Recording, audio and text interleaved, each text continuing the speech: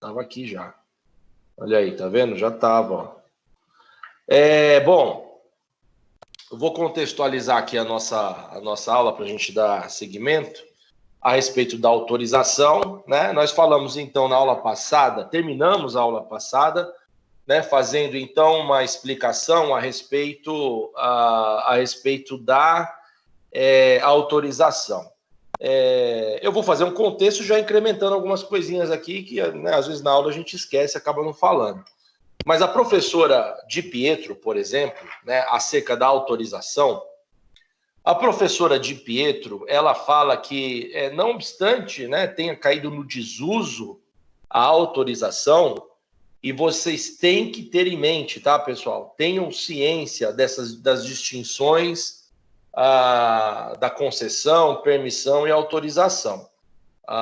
Acerca da autorização, tenham isso em mente. A primeira situação que vocês precisam se atentar quando, né, se deparar com uma questão referente à autorização é que a autorização ela não serve mais, ela não se presta mais a servir de vínculo para fins de delegação de serviços públicos, tá? Isso é muito importante que vocês tenham em mente.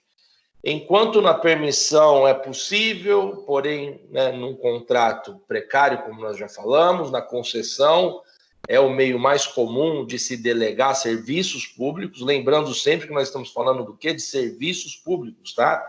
A autorização, ela não se presta mais a servir como instrumento jurídico, né, que vincule a delegação dos serviços públicos entre poder público e a iniciativa privada, tá?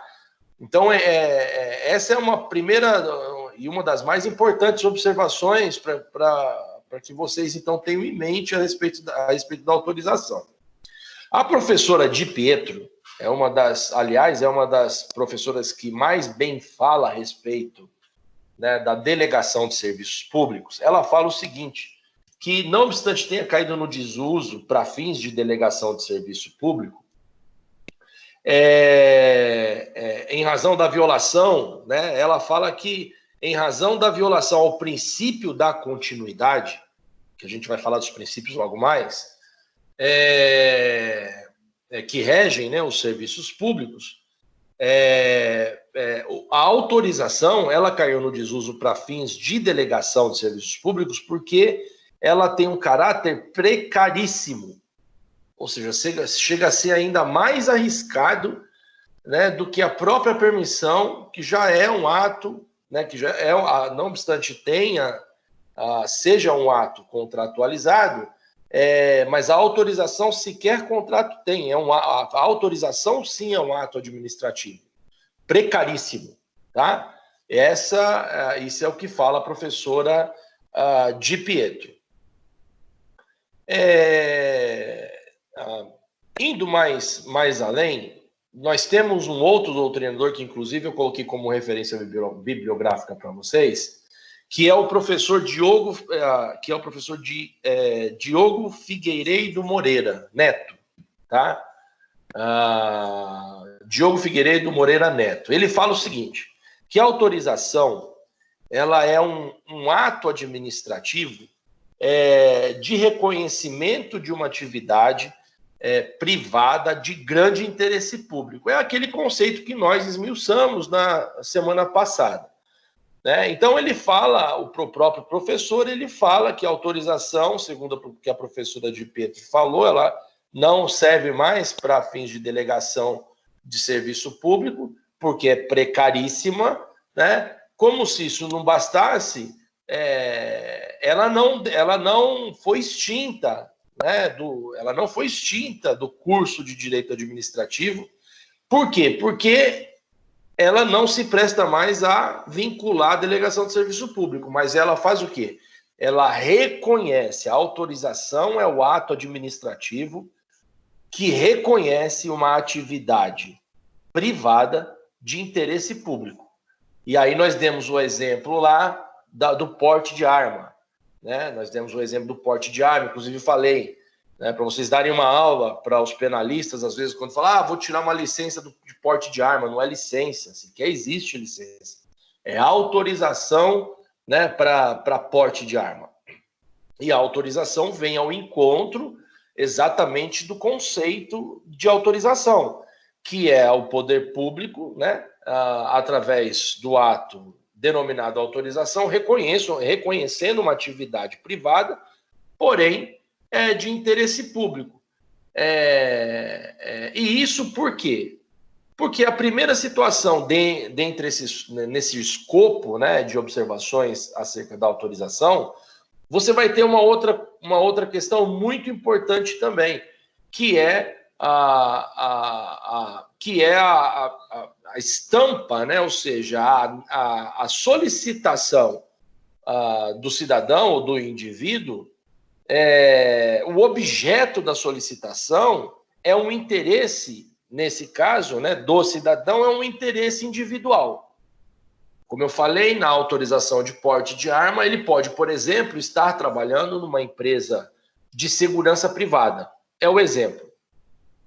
O sujeito precisa trabalhar numa empresa de segurança privada, ele passa nos requisitos da empresa, é contratado, e aí a empresa, então, vai lá fazer a solicitação, né? O indivíduo vai fazer a solicitação para, então, obter a autorização do porte de arma.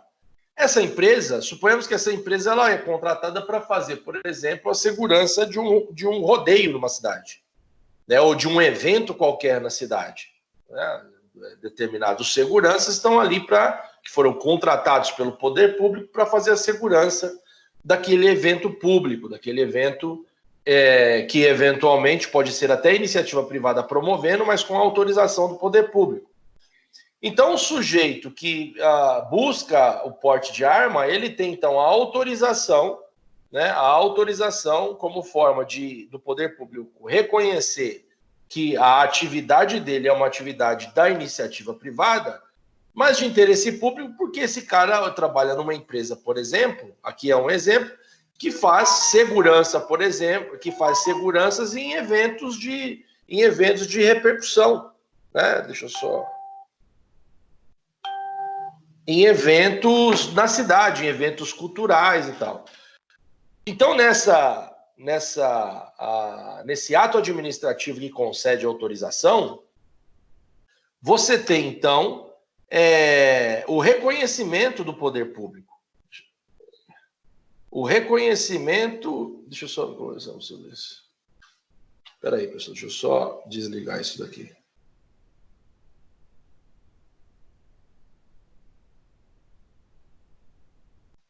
Tá. Então, nós temos o reconhecimento, o reconhecimento de uma iniciativa privada com interesse público, que é do interesse do poder público, que aquele evento ele seja devidamente assegurado, que garanta a segurança daquelas pessoas que ali estão. Tá? Então, a gente tem autorização. Falamos também da Uber, né? Como que se porta a Uber. Uma das referências que eu dei para resolver a questão é analisar como é de interesse local. Você tem, então, a necessidade de analisar se existe ou não uma legislação que regulamenta aquela atividade na cidade ou no município, para saber se, de fato, é uma autorização, é uma permissão que se aproxima muito, né, do conceito de autorização. Demos o exemplo da empresa, né, em que a empresa, assim como no estado de São Paulo e lá no Rio de Janeiro, a lei que regulamenta estabelece que a empresa ela é permissionária, enquanto os motoristas são autorizatários, tá? Então, cada qual devendo cumprir os requisitos e as condições nos termos da lei. Aí a gente passou, né, a respeito desses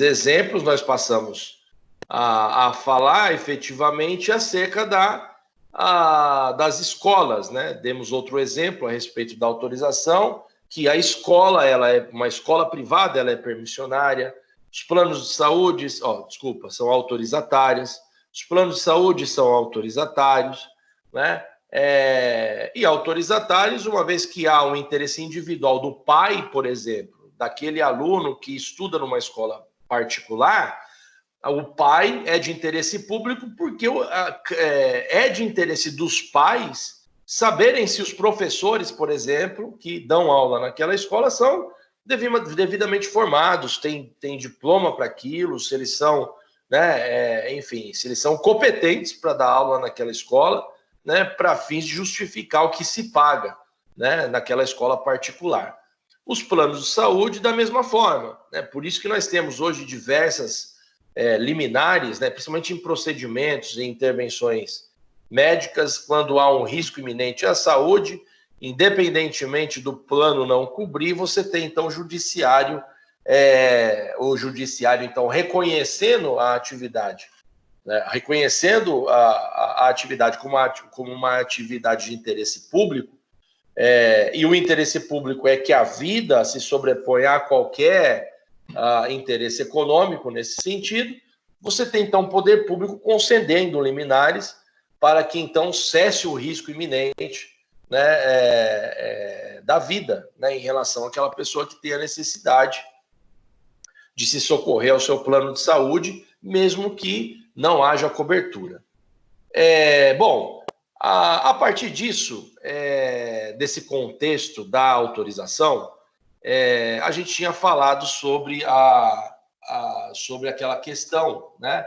A questão da possibilidade de transformar a multa sancionatória de agência reguladora em investimento no objeto da concessão.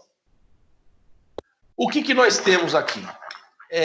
A primeira situação que a gente precisa pensar, né, de uma forma de uma forma mais genérica, partindo para especificar e para afunilar o pensamento e a reflexão, é exatamente sobre o próprio direito administrativo. Então, lembra, logo no começo das nossas aulas, nós falávamos o seguinte, que o direito administrativo, quando se pensa em direito administrativo, nós temos o princípio da supremacia do interesse público, cuja fundamentação do próprio princípio é o interesse coletivo, é o interesse das pessoas. Por isso que eu sempre peço para mudarem a chave, quando a gente fala interesse público, né? Parece que nós estamos falando de quem está no poder, né? Ou de quem exerce uma função pública, cabe a ele, né? A intenção, a vontade política para cumprimento de uma determinada política pública. E quando a gente fala de direito administrativo, nós temos como fundamento do direito administrativo o princípio da supremacia do interesse público. Leia-se, né? Interesse público é interesse da coletividade, interesse das pessoas. Então, quando nós temos, então, a ideia de transformar, da possibilidade, ou se há a possibilidade de transformar aqui, né, uma multa sancionatória em investimento no objeto da concessão, essa é a primeira análise a ser feita, né? Qual o interesse público, né, na conversão da multa em investimento no objeto da concessão? O interesse público aqui, qual é o interesse público? De multar a empresa? Ou de fazer com que a empresa efetivamente invista, aprimore o serviço público, para que esse serviço público seja eficiente à população? Então a gente começa a fazer esse filtro. Qual o interesse público? Né? Se fosse para você, qual que seria o teu interesse? Que o poder público multasse e que esse dinheiro viesse então para os cofres públicos, ou que essa multa fosse possível a conversão dela, né, no investimento do objeto da concessão? Pelo menos no meu entendimento, me parece que essa segunda opção é de interesse, a que mais equivale ao interesse público, né? Uma vez que a concessionária está ali, né, partindo da premissa e fundamentado, né, no princípio do aperfeiçoamento, que a gente vai falar lá para frente. Porque se ela não cumpre, ou se não há o princípio do aperfeiçoamento, não há razões de ser da concessão. Não há razões de ser da concessão. Então, é uma análise inicial que precisa ser feita, né? Porque senão você não consegue avançar para fins de discursar sobre a questão. Veja que em 87, quando saiu a lei, né, do Marco das Concessões, em 1987, foi então o ano do primeiro mandato do Fernando Henrique Cardoso, né? Então, quando ele assumiu a presidência, o Estado estava quebrado, estava falido. Imagina, em 87, né, o que precedia, né, ou seja, o que era esse ano, o que foi esse ano? Esse ano foi o ano das grandes manifestações, né, um ano em que o povo saía às ruas, né, ou seja, ainda sobre o reflexo, ou sobre aquele espírito sobre o espírito dos diretas já. Então, ou seja, nós estávamos às vésperas da Constituinte de 88. Então, Fernando Henrique Cardoso assumiu a presidência naquele fervor, né? E o Estado estava quebrado, absolutamente quebrado. Mas já existia a Constituição, né? Nós já tínhamos uma Constituição, mas essa Constituição ela estava sob a influência ainda da ditadura militar. Então, nós tínhamos aqui uma situação de profundo caos no Estado, que não tinha dinheiro para investimento. Fernando Henrique, então, assume a presidência, e aí ele, assumindo a presidência como um agente público, ele é regido pelo princípio da legalidade. Então, o que ele faz? Não havendo, né, verbas públicas para investimento em serviços públicos, ele cria, então, essa ponte. Qual ponte? A lei do Marco das Concessões. Ele cria essa ponte, né, que é a Lei 8987, tornando, então, interessante para a iniciativa privada contratar com a administração pública sob o Instituto da Concessão, que por isso é chamado Marco das Concessões, ou Marco da Concessão.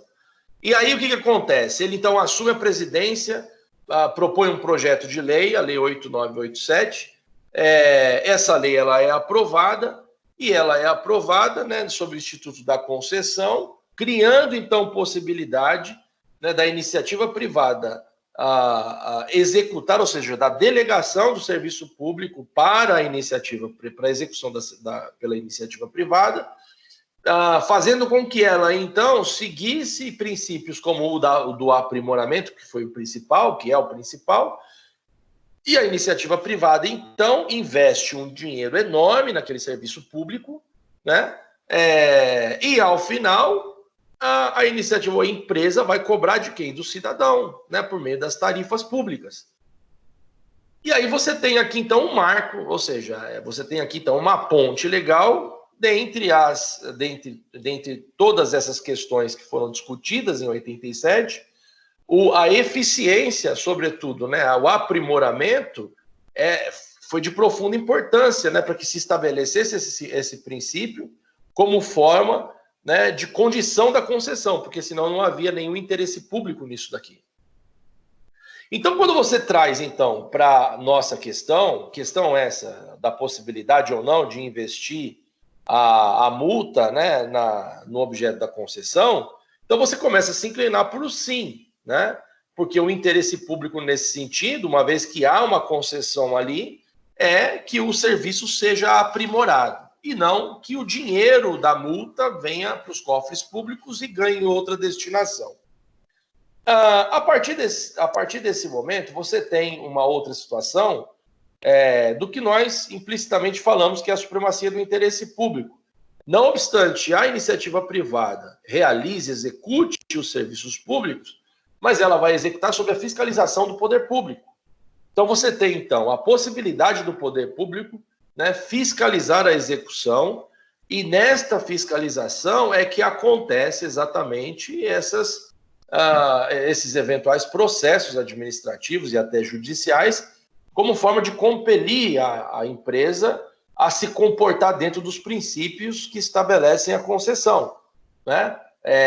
Ou seja, precisa seguir aquelas regras, né? Todas aquelas regras do contrato administrativo que foi consequência do edital, né? Da licitação. Isso, então, na medida em que ele se desvia, né, desses princípios ou da legalidade que é o próprio contrato administrativo, surge, então, o poder público fiscalizando. Quando o poder público fiscaliza, ele notifica, essa notificação, né, tem por objetivo fazer com que o empresário responda, né, o porquê que ele não está cumprindo nos termos da lei. E a partir dessa notificação, cria-se, então, um processo administrativo, que nós falamos exaustivamente. Lembra que nós falamos que o instrumento, né, que cria o processo administrativo é o requerimento ou a notificação. Nesse caso, cria-se, então, um processo administrativo. E aí, o que nós temos? Existem várias formas, a partir da criação do processo administrativo, para fins de fiscalizar aquele empresário, você tem, então, diversos expedientes, né, que tem por objetivo a não conclusão daquele processo administrativo, exatamente por conta do interesse público. Então, o que acontece? Da notificação, o empresário se manifesta e o Ministério Público pode chegar para ele, sim, e falar o seguinte, né, você cessa, em razão do princípio da supremacia e do interesse público, o Ministério Público, né, o fiscalizador, ele pode chegar na empresa e falar, ou você, se você cessar, né, os atos, né, infracionais, eu cesso a persecução do objeto do processo administrativo. Eu consigo sobrestar esse processo administrativo para que você não venha, por exemplo, a sofrer penalidades, como, por exemplo, possibilidade de não mais poder licitar com o poder público. Então, o interesse aqui, a gente vai começando a verificar acerca do interesse público. Acerca dessa possibilidade, sobre as agências reguladoras, eu até dei um exemplo para vocês, né? E eu acho que é aqui nesse exemplo que despertaria em vocês efetivamente a possibilidade ou não do investimento da multa no objeto da concessão, que foi o CAD. Então, eu falei para vocês... Professor. Oi. É o Leandro. Na pergunta, então, o senhor está dizendo aí que é uma opinião pessoal. Então, eu, quando entendi a questão, eu achei que você queria uma questão mais formal em relação ao tema. Então, em relação ao tema, eu não consegui achar um vínculo que pudesse linkar essa multa em voltar para a empresa como investimento. E pelo que você está me falando agora, era para a gente manifestar a nossa opinião, o que a gente acha. Não, então, não se for para... então, porque porque você falou aí que, na sua opinião, é obviamente que para o interesse público, né, para o princípio da supremacia do interesse público, para o bem da coletividade, né, o que é melhor, é obviamente que uma multa, se voltar para o benefício da população, é muito melhor, até porque o órgão que fiscaliza as empresas não consegue reverter boa parte dessas multas para destinar de fato para o que de fato ela é, né? Então, eu não entendi isso. Inclusive, quando você fala lá não é TCC, é o TAC, né, que é o termo de ajustamento de conduta, que nós falamos no final da aula, não fala também sobre isso, sobre voltar para a coletividade nesse sistema. Porque você está falando agora aí em relação à multa voltar. Então, obviamente que, pela minha vontade, eu adoraria, gostaria muito que todas as multas que muitas empresas, por exemplo, a Samarco, né, foi um exemplo aí em Minas, voltasse para a população. Só que você observa que nem 10% de todas as multas que eles tomaram voltou para a população. Então, isso é uma utopia. Não é, vai ser atingido nunca. Não, olha só. A gente vem falando sobre concessão e qual o objetivo da concessão. Inclusive, eu acabei de dar o exemplo do FHC. né, e que, na verdade, quando ele cria a Lei 8987, ele cria, então, a possibilidade legal de delegar serviços públicos para iniciativa privada. Por qual a razão, ou seja, em que se fundamenta a concessão? Por qual razão a concessão ela está aí? Né?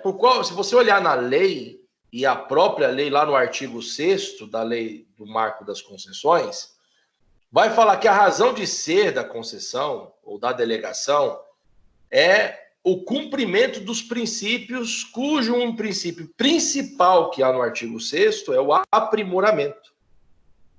Então imagine a seguinte situação, não é opinião.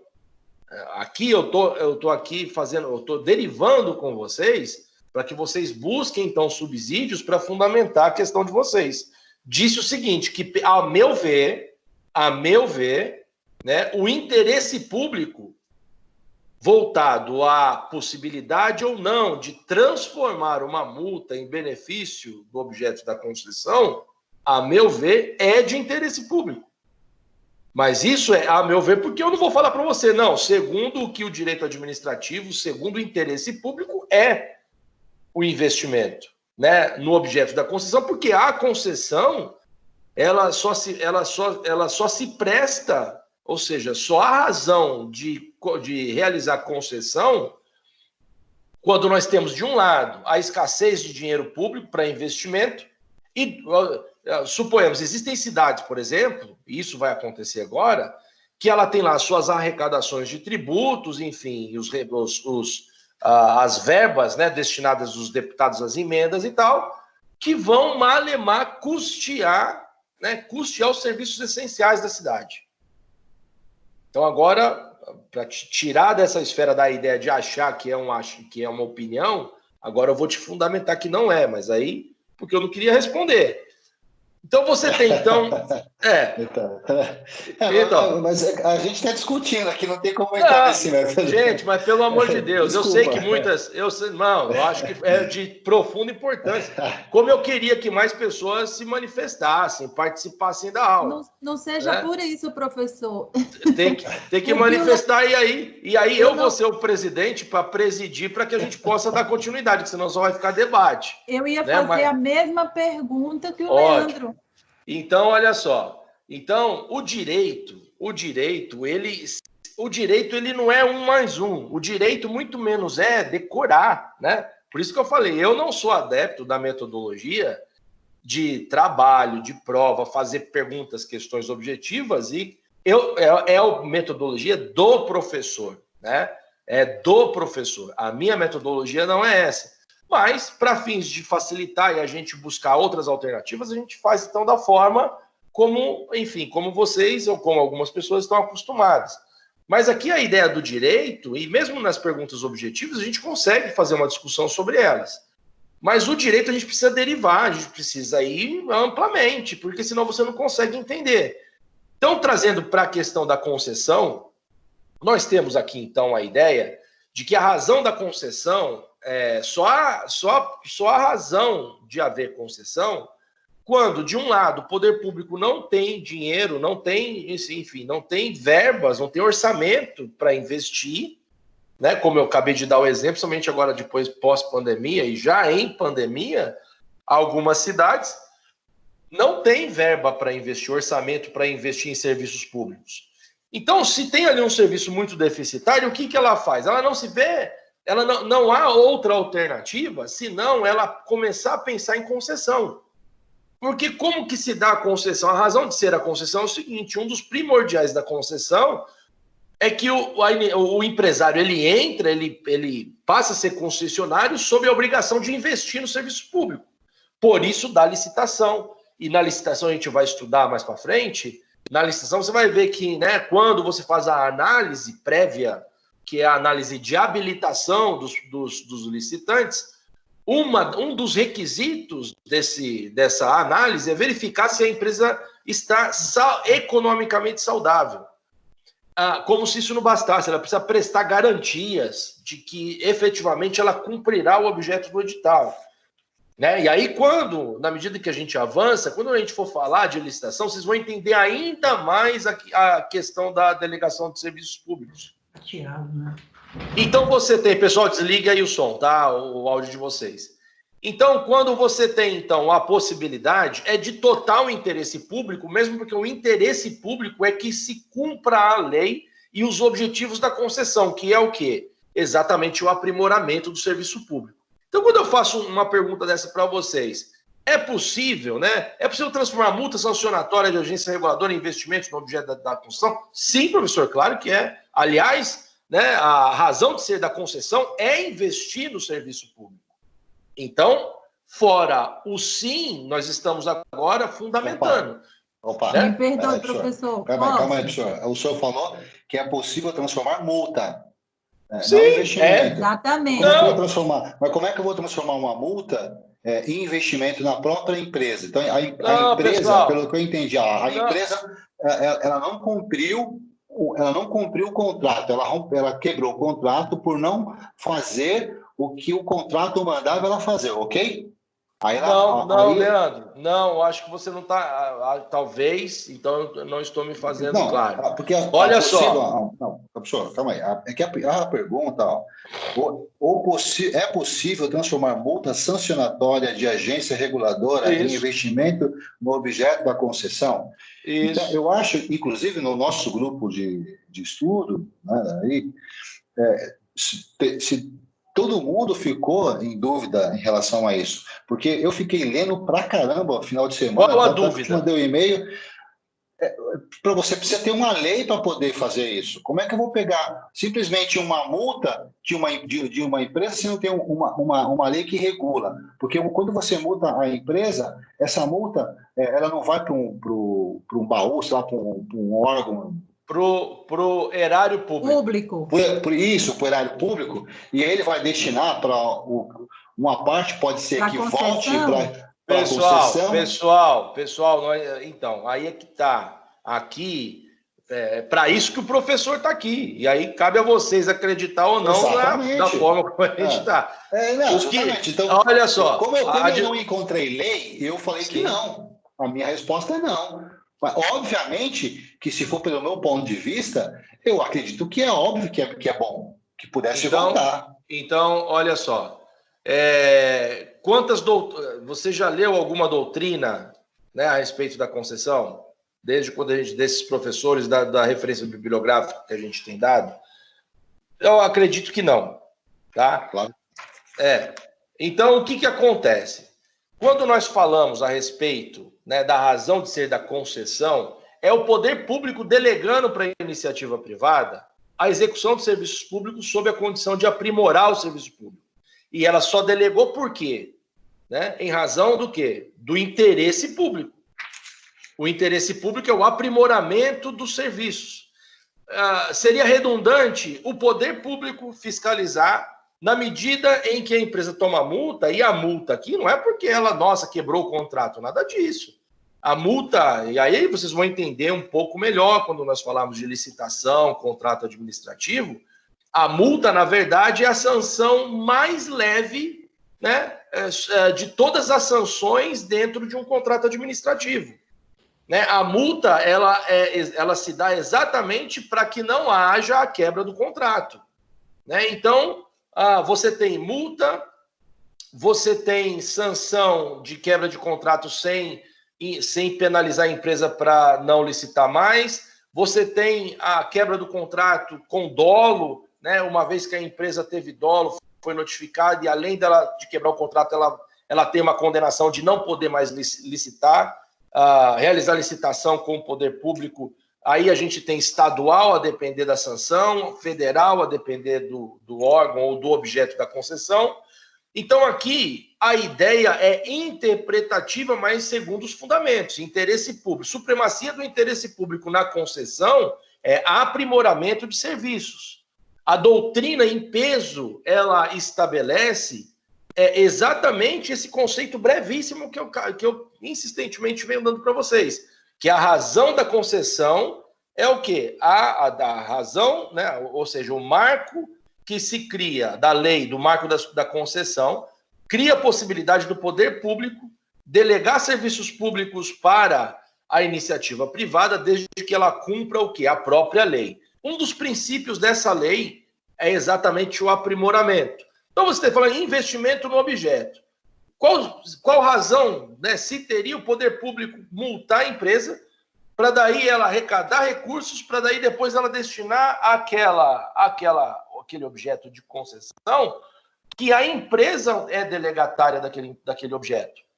Então, aqui a gente tem a ideia do interesse público, não é arrecadar verbas para os cofres públicos.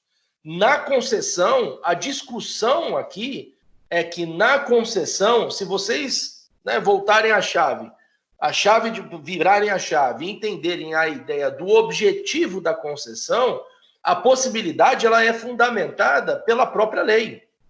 Ou a razão que se dá da possibilidade, e aí você tem que discorrer. Segundo o princípio da supremacia do interesse público na concessão, a razão de ser da concessão é a delegação de serviços públicos sob a égide do aprimoramento dos serviços, uma vez que não há orçamento de investimento, aí vocês têm que falar conforme, né? Mas se vocês discorrerem a pergunta, né, sobre tudo que a gente vem falando, ou seja, né, qual o objeto da concessão? Concessão é exatamente a razão da empresa, né, assumir a execução de serviços públicos com o objetivo de aprimorar, trazer eficiência. Nós falamos da Emenda Constitucional 19 de 98, né, que foi uma das razões, né, de se delegar serviços públicos para a iniciativa privada. Então, são diversas questões e subsídios aqui que nós poderíamos dar a essa questão, em que, inclusive, eu dei um exemplo para vocês lá do CAD, lá da Lei 12.529.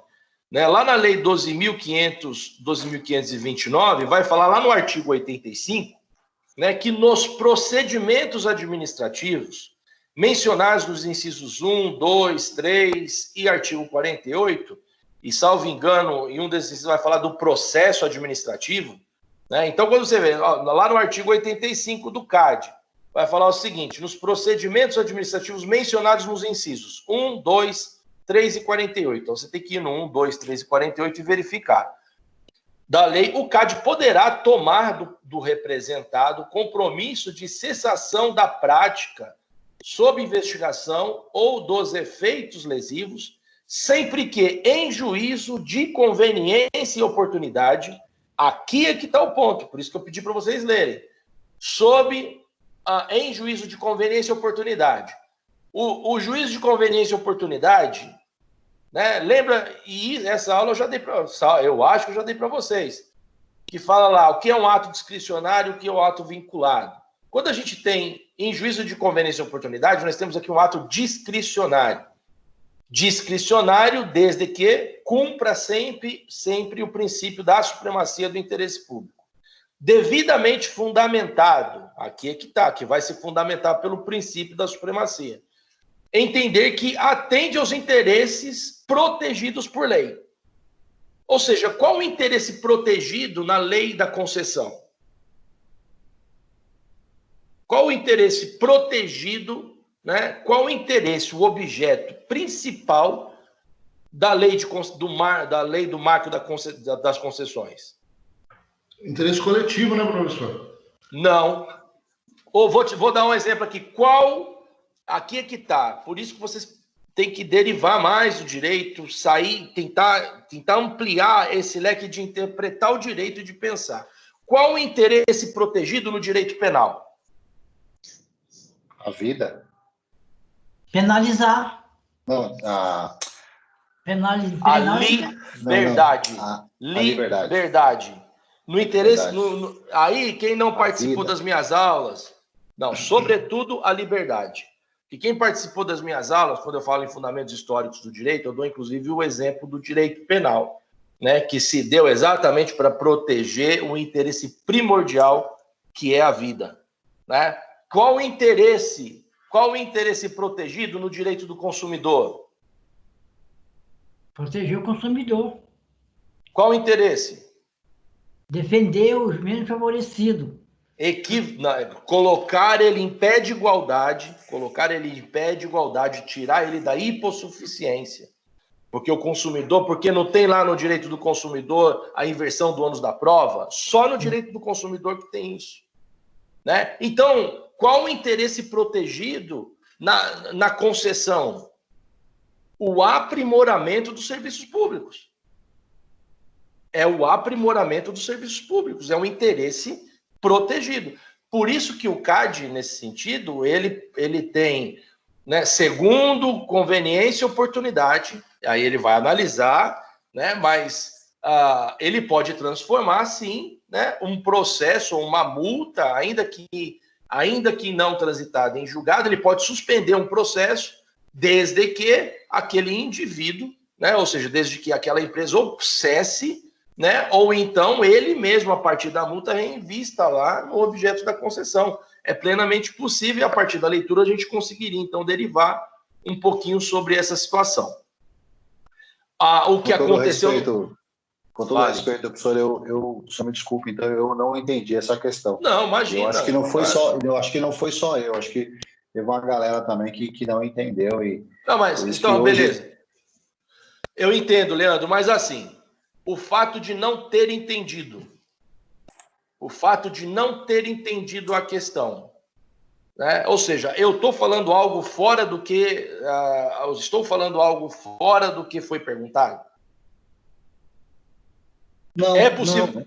Então, é isso. Então, assim, não se preocupe que não entendeu e tal. Só não coloque isso de uma forma que parece, nossa, totalmente mais por fora do que arco de barril. A ideia é exatamente levar para vocês o avanço do raciocínio e interpretação a respeito de questões discursivas. Porque imagina, vai te chegar um cliente, você vai precisar analisar e você vai precisar derivar. Não vai ter o cara chutou o dedo, a perna direita do cara. O que fala na lei? Não, você vai precisar construir um direito para a pessoa, né? Então, aqui são essas ideias. Aí, por exemplo, para finalizar essa questão, nós temos o exemplo de Mariana, né? Você vai ver que em Mariana, lá o exemplo daquela catástrofe lá em Mariana, se você levantasse em pesquisas breves, você vai ver que, se não, boa parte dos processos em Mariana foram suspensos. Estão sobrestados, na verdade, exatamente por conta do termo de compromisso assumido por eles em investimento no objeto da própria concessão. Por isso que eu dei lá uma pincelada. Fala. Lá em Mariana, eles fizeram o projeto Renova, gigantesco, então, lá para poder reparar os danos causados lá. Perfeitamente, então, é isso, né? Imagina, né? Quem foram os afetados, né? Imagina a seguinte situação: quem foram os afetados de toda aquela catástrofe? Foi o povo, né? Foi o povo. Então, do que adiantaria o poder público aplicar multa, arrecadar dinheiro para o poder público, sendo que quem realiza, ou quem é a concessionária, né, que faz intervenção em toda aquela região é a empresa, né? Então eles suspenderam boa parte. Fale. Então quer dizer que tudo isso aí é entendido como um termo de ajuste de conduta? Não é que tudo é entendido, é nos termos do que a lei fala. Segundo o juízo de conveniência e oportunidade, cada caso será analisado. Aqui é a questão da possibilidade. Possibilidade então, mas assim, eu acho que eu me expressei errado, na verdade. Quero dizer assim, o TAC, que é o termo de ajuste de conduta, também pode ser entendido da mesma forma. Pode ser entendido da mesma forma, né? Desde que haja possibilidade legal para que isso aconteça. No CAD, como eu acabei de ler para vocês aqui, na lei do CAD, é perfeitamente possível. O Ministério Público tem ações penais que não tenham ocorrido, né, com grave... que não tenham ocorrido, né, de cessação de vida, com grave ameaça e tal. O próprio no direito penal, o próprio Ministério Público traz essa conceituação, né, do termo de ajuste de conduta, do termo de conduta, né? O cara não vai preso desde que você cumpra, né, essas condições aqui. exatamente porque não é do interesse do poder público prender as pessoas. Está aí o artigo 5º, né? O direito penal está aí exatamente para tutelar liberdades. Né? A gente tem uma história de evolução que tutela liberdades. Então você tem todas essas questões, e sobretudo nessa questão de delegação de serviços públicos, que afeta diretamente o cidadão, a possibilidade ampla, né, fundamentado no interesse coletivo, princípio da supremacia do interesse público, a legislação, a razão de ser das concessões ou da concessão, né? Você tem o marco, né, que foi aprovado diante do projeto de lei do Fernando Henrique Cardoso. Então, seria possível, sim, quando vocês abordam tudo isso, vocês, então, professor, mas eu não consegui responder, eu não fiz nem um pouquinho perto disso, mas o que me vai, enfim, fazer analisar a questão é a forma como você discorreu, de repente não tecnicamente, mas o direcionamento, como que você pensou a resposta dessa pergunta, né? E é isso que vai me fazer. E a resposta da pergunta tem que partir da premissa do entendimento da própria questão, né? Do entendimento da própria questão, que lembra que eu falei para vocês e dei o exemplo, né? Quando o STF decidiu que permissão e concessão eram contratos, 2 meses depois veio o concurso público para procurador de justiça e fez a pergunta, né? A distinção entre permissão e concessão, se há, né? Olha as distinções. Quer dizer, uma pessoa que não é gato escaldado vai falar, nossa, tá super fácil, o STF acabou de decidir que não há mais diferença. Bom, eu vou dizer que não há diferença aqui, tendo em vista a decisão do STF, né? Mas olha a quantidade de distinções, a forma como nós interpretamos aquela pergunta. E o examinador, ele queria saber exatamente, né, exatamente como você pensa. Né? Saber exatamente se você não é pragmático, porque no direito você precisa derivar. E é isso que a gente está tentando, eu estou tentando levar para vocês aqui. Então, mas não... mas quando você... Fala, Leandro. Então, mas quando você, por exemplo, esse caso de Mariana que você falou, eu também li alguns artigos sobre o caso de Mariana, e quando você chega lá, que a multa que a empresa teria que pagar, ela entra como um ajustamento de conduta, e você vê que nem 10% da população acabou se beneficiando com esse ajuste, muitas famílias ainda moram em hotel, isso não funciona. Não, mas aí... Porque obviamente que o nosso Estado, ele é muito falho, porque se ele administra essa multa e exige da empresa essa multa, é claro que a empresa, você tem que olhar para a empresa, você não pode destruir a empresa em benefício, em prol de reparar danos ao risco do negócio. Isso eu entendo perfeitamente. Mas aí, se o governo, de posse desse capital, inclusive foi um capital bloqueado que a empresa teve, se o governo, a priori, né, canaliza para essas pessoas que de cara sofreram, você entendeu? 3 anos depois, muita gente não está nem morando em hotel. Não, mas Leandro... Por isso que eu falei que isso parece ser uma utopia, né? Não, não é. A questão aqui é a seguinte, é que às vezes a gente olha apenas por um prisma uma situação.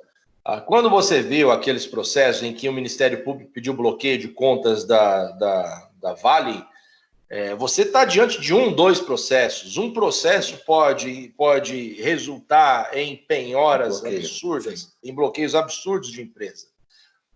Ao mesmo tempo, quando você fala não funciona, tem que tomar muito cuidado quando você é muito objetivo, não funciona, porque você precisa olhar de uma forma geral, né? Porque, tudo bem, não funciona, mas quem é a delegatária, e que tem o dever de restituir o status quo daquela sociedade, daquele povo local, é a Vale, né? Sob a fiscalização do poder público é o que estava sendo feito.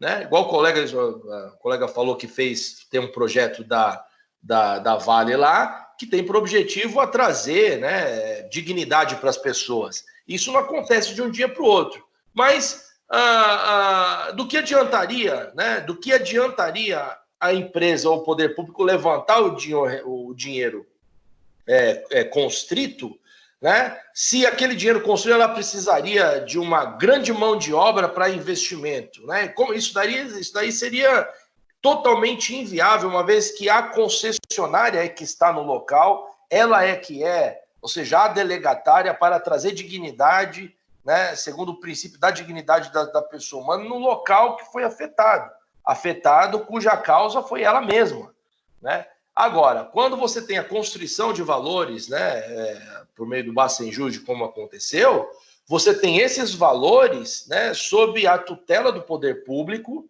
né? O termo de ajuste de conduta pode acontecer. Esse valor, não é por isso que esse valor foi liberado. Esse valor está sendo liberado sob a condição do termo de ajuste de conduta. Esse valor aqui agora vai ser destinado de uma forma mais rápida, mais célere, para trazer o Estado à cota desse povo, né? Então, assim, aqui é uma ideia muito mais ampla. Teve a constrição, mas tudo bem. Se faz um termo de ajuste de conduta, é liberado? Não, nada é liberado. Até mesmo como uma prestação de garantia daquele valor, que o valor vai ser investido, né, eficazmente na condição, para tirar aquele povo da condição de calamidade, como aconteceu lá em Mariana.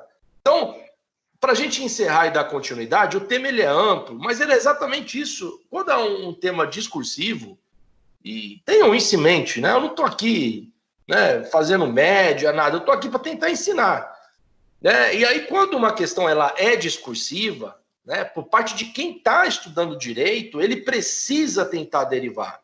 Porque lembrem-se, né, daqui a pouco vocês vão se formar, vocês vão ser operadores do direito, qual a bagagem que vocês têm. Então, é preciso forçar um pouco, é preciso derivar. O fato, putz, professor, não entendi a questão, pronto, passou a entender agora. Qual a forma de interpretação você dá a determinadas questões.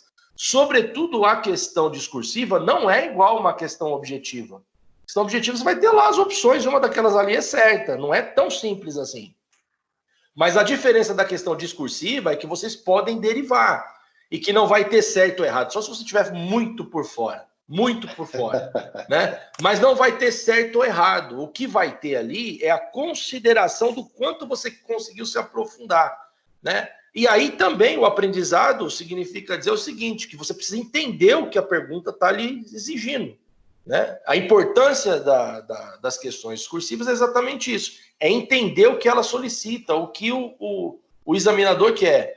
Aqui, nesse sentido, a possibilidade ela é ampla, como eu falei, enfim, como a gente acabou de discursar aqui e de falar aqui, as possibilidades fundamentadas, todas essas possibilidades fundamentadas no direito administrativo, constitucional, sobretudo na legislação que rege as concessões. Entendeu?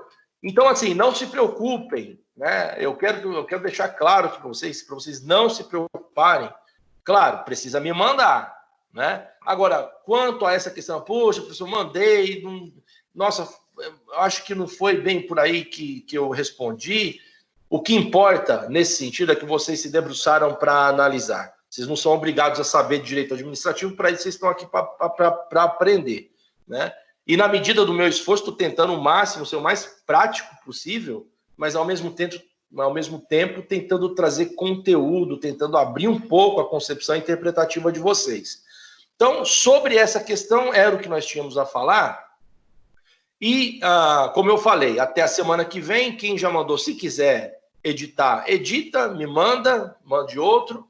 Quem não mandou ainda, coloque, ou seja, né, faça constar algumas dessas observações, né, ou essas observações, porque vai estar gravado e vocês vão poder retomar essa aula, nessa parte.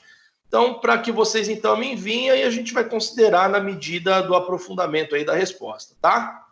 Beleza? Mais alguma questão? Fale. Só eu, pelo que eu entendi que o senhor falou aí, quando o Fernando Henrique assumiu a presidência, o nosso sistema financeiro estava falido. Boa.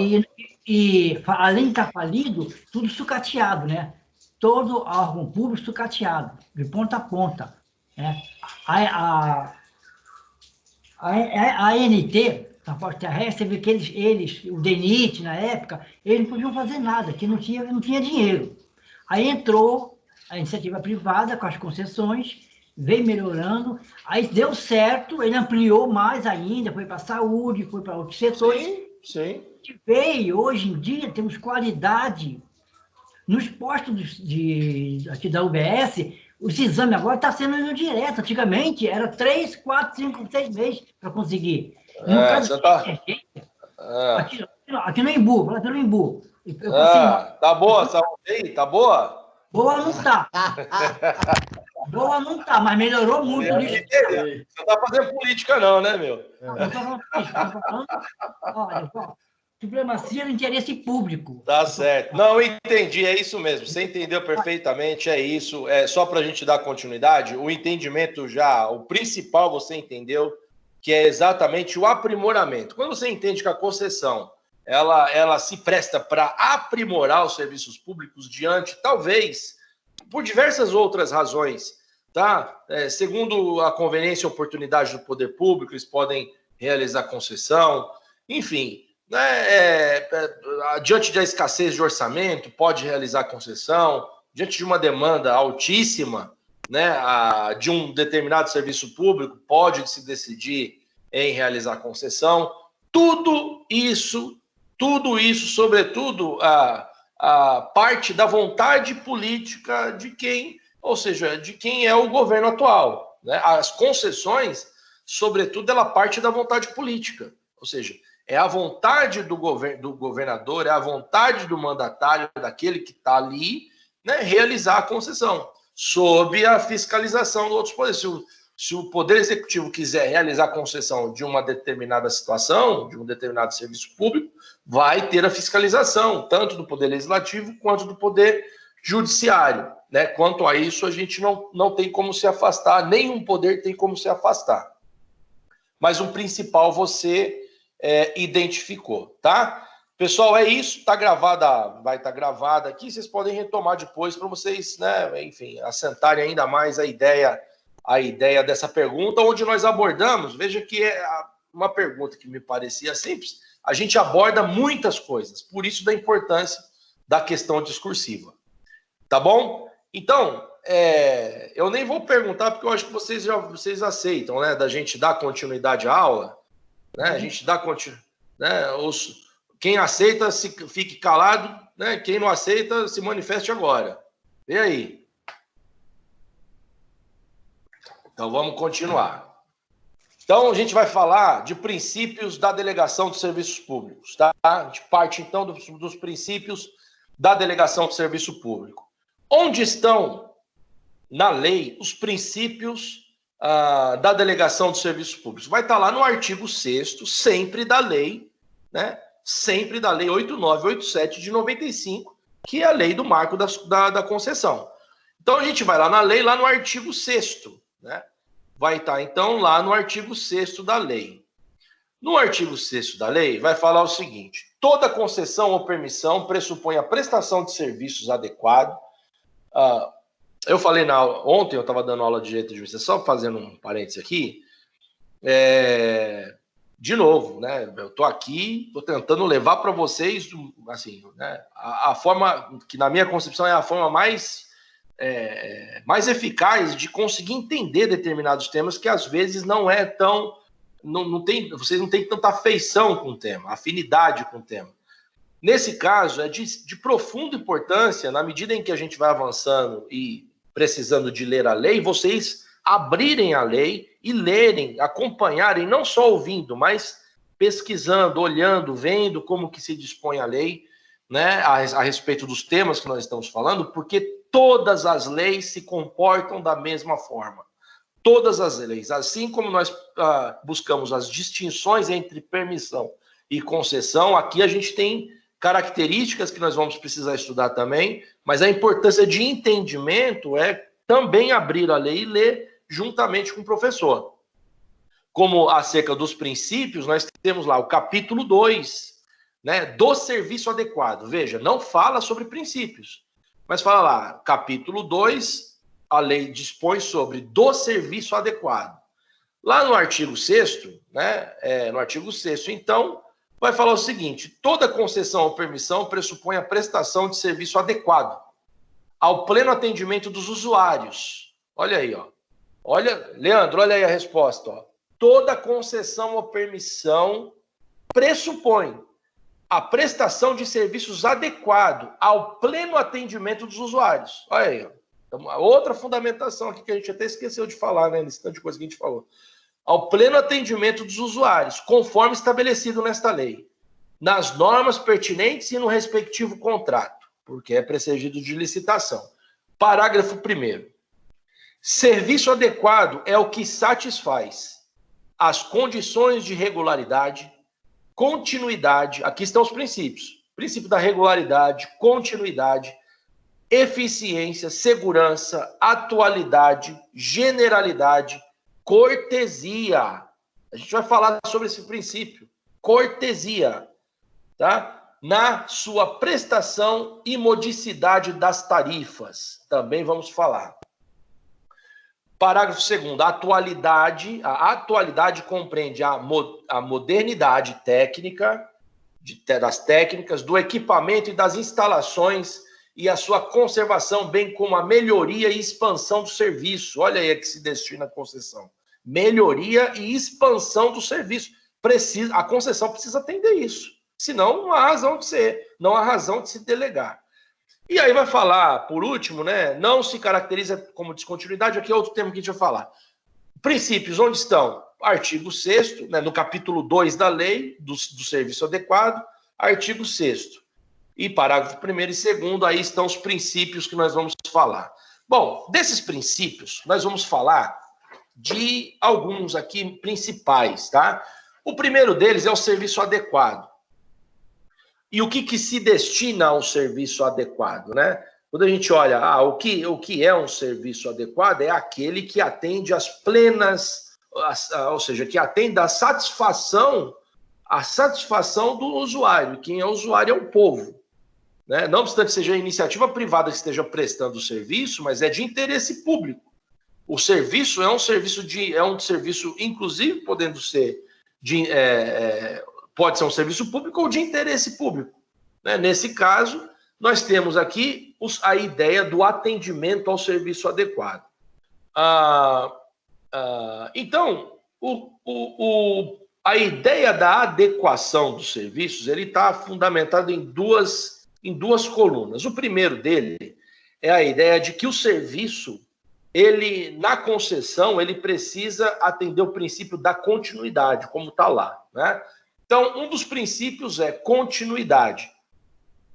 E por que da continuidade? Precisa atender o princípio da continuidade. Porque o princípio da continuidade é aquilo que nós falamos que a autorização não atende. Porque se é precaríssimo, né, o ato da autorização ela é precaríssima, ela viola, ela contradita o princípio da continuidade que se fundamenta na garantia de que o serviço não vai ser paralisado, em nenhum aspecto, tá? Então, aqui a gente tem esse princípio, o princípio da continuidade é que não pode haver a interrupção do serviço sob hipótese alguma, tá? Aí vai falar, professor, isso é certo? Não pode ter, de fato, hipótese alguma? Teremos as exceções, hipótese alguma, desde que dentro, né, daquele escopo de normalidade ou no cumprimento do dever, né, do que a própria lei estabelece, a não ser que haja falha, enfim, né, que haja um comportamento inadequado pelo próprio poder público que delegou aquele serviço. E essa falha, né, essa inadequação, ela vai constar onde? Lá do contrato administrativo. Lá do contrato administrativo é que vai constar, né, os requisitos, né, da possibilidade, talvez, de um delegatário ter que paralisar um serviço de interesse público por falha do próprio poder público, que é a ideia lá do parágrafo 3º, né? Ou seja, a hipótese, desde que esteja dentro da lei, e a hipótese de descontinuidade, né, ela precisa ser prevista em lei também. Não há possibilidade aqui de criar possibilidades, ou de criar hipótese de descontinuidade. Tem que atender o que a lei fala nesse sentido, ao princípio da continuidade. A exceção ao princípio da continuidade estará lá no artigo 6º, parágrafo 3º, que vai falar sobre ele. E o segundo pilar, né, é do aperfeiçoamento. O aperfeiçoamento, que é a melhoria constante da prestação do serviço. É a melhoria constante da prestação do serviço. Exatamente o que fala do parágrafo 2º do artigo 6º. Né? O parágrafo 2º do artigo 6º vai falar que um dos princípios, né, que a concessão deve atender é o princípio do aperfeiçoamento. É esse aperfeiçoamento, aprimoramento, tá? São sinônimos. É o que a gente vai falando desde o começo da nossa aula de delegação de serviço público. Então, são 2 princípios principais. O terceiro deles, que eu quero falar, e aí eu vou dar um exemplo do quanto é importante a gente ter o entendimento, é exatamente o princípio da cortesia, né? O princípio da cortesia. Pergunto, quem aqui já pegou metrô, já pegou trem, né? Você tem ali um tratamento cortês das concessionárias? Imagine aí, se coloque aí em época, né, de normalidade. Acredito que todos vocês já tenham passado, se não passou, viu em noticiário aquele flagelo das pessoas sendo empurradas para dentro do trem, para dentro do metrô, né? E a gente sabe que metrô, trem, são todas elas concessionárias. Sendo elas concessionárias, existe alguma hipótese, né, de exceção para o não cumprimento do princípio da cortesia? Aí, ó, uma outra pergunta que, se eu colocasse aqui essa pergunta para vocês responderem, vocês iam me matar a semana que vem, porque, nossa, o que dá para falar sobre isso, né? Então, existe alguma exceção, né, para que as concessionárias do metrô e do trem, por exemplo, descumpram o princípio da cortesia, sendo esse um princípio expresso a ser atendido na concessão, né? Então, imagine aí uma pergunta, a gente vai passar a falar dela agora. Eu tive um professor, esse professor se tornou amigo meu, o professor Felipe Mendonça.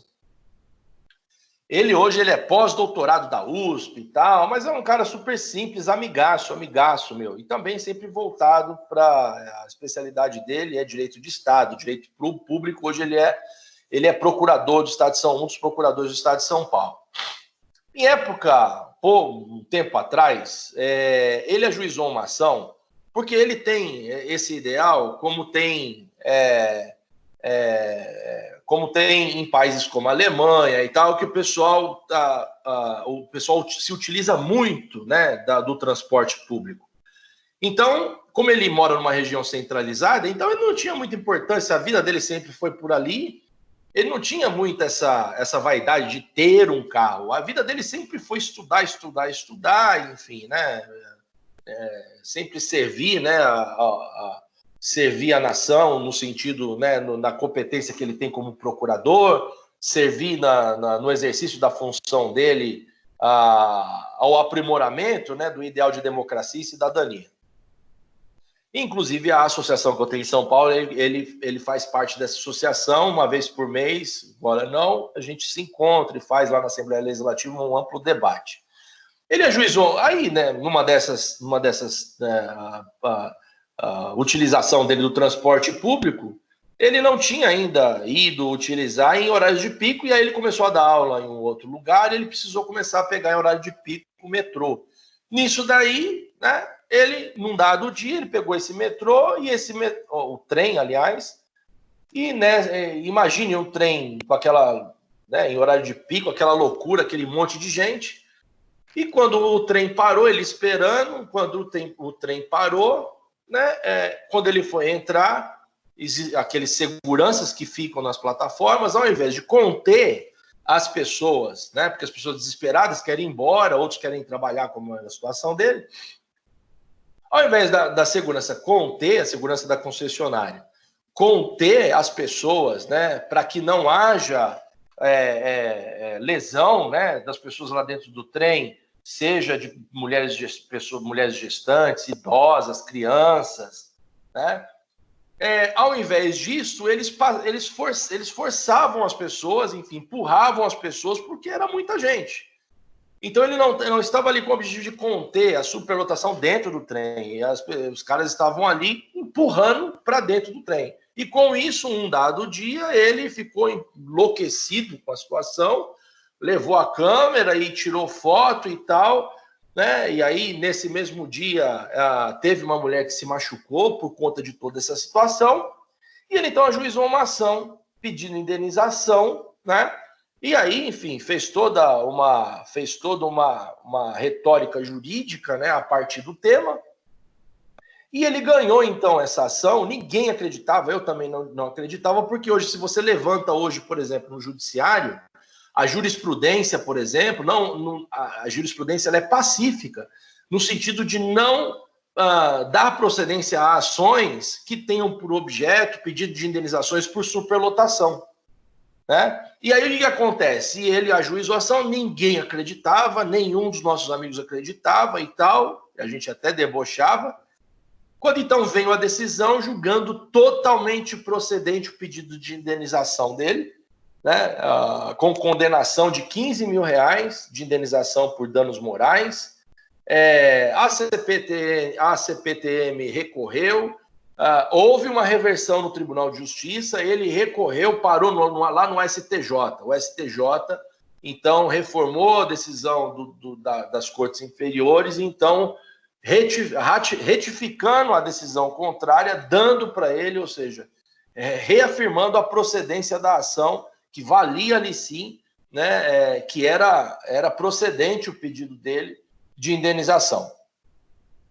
Agora vem a pergunta, professor, mas como que ele ganhou a ação se o senhor acabou de dizer que a jurisprudência em peso, né, não dá procedência em ação cujo pedido é a indenização por superlotação? Porque não foi esse o pedido que ele fez. É que ele saiu em todas as mídias. Eu vou dar um exemplo aqui para vocês. Saiu no Estado de São Paulo, saiu no Isto É, saiu em jornais, ele foi para programas, porque ele foi considerado o advogado que ganhou a indenização da CPTM por superlotação. Só que não foi por superlotação, porque na peça dele, e aqui é que eu falo para vocês a lógica jurídica, na peça dele, quando ele ajuizou a ação exatamente dizendo, demonstrando a violação da concessionária quanto ao princípio da cortesia e vários outros, né? Sobretudo o princípio da cortesia, mas aí ele alegou o princípio da dignidade da pessoa humana, enfim, princípio da eficiência, princípio da eficácia, enfim, todos aqueles do artigo 37, sobretudo, uma vez que a lei que regulamenta as concessionárias é a Lei 8987, que o princípio estampado para fins de cumprimento é o princípio da cortesia.